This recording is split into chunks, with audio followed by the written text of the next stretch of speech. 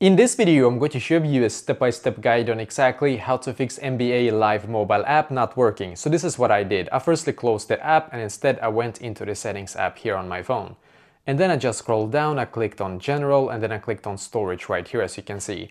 And now we just simply need to wait for it to finish the loading process here as you can see. So just wait a couple of seconds for it to finish the loading process and then scroll down, search for NBA mobile as you can see. So then click on offload app and once again in here click on offload app.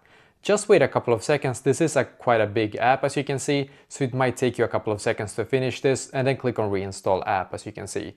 So now you will be able to see that your app here, your NBA Live app, it's currently being updated to the latest version. So it says loading here as you can see, and that means that it's going to be updated to its absolute most up-to-date version. Sometimes doing just this will fix the entire problem. At least it did so for me, so I hope that this will be able to fix it for you as well.